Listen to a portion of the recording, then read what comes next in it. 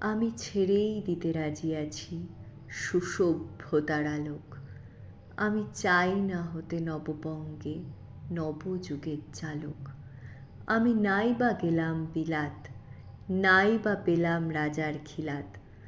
যদি পরজন্মে বাইরে হতে ব্রজের রাখাল বালক, তবে নিবিয়ে দেব নিজের ঘরে সুসভ্যতার আলোক।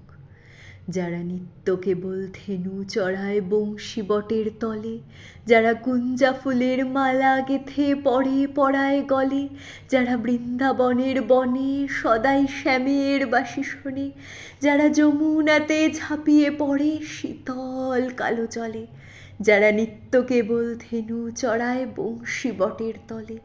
ওরে বিহান হলো, জাগ ওরে ভাই, ডাকে পরশ পড়ে।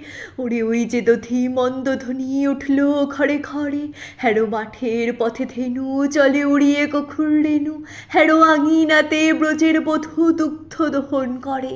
ওরে বিহান হলো, জাগ ওরে ভাই, ডাকে পরশ পড়ে। ওরে সাঙন মেঘের ছায়া পরে কালো তমাল মূলে, ওরে এপার ওপার আধার হলো কালিন্দীর কূলে।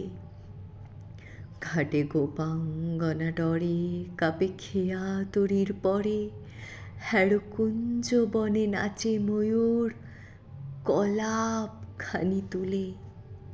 ওরে সাঙন মেঘের ছায়া পরে কালো তমাল মূলে, মোরা নব নবীন ফাগুন রাতে নীল নদীর তীরে।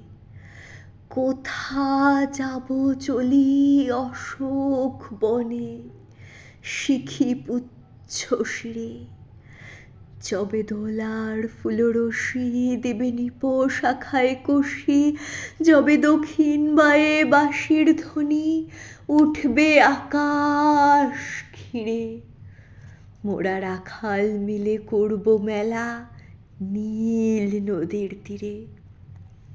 আমি হব না ভাই নববঙ্গে নবযুগের চালক। আমি জ্বালাবো না আধার দেশে সুসভ্যতার আলোক।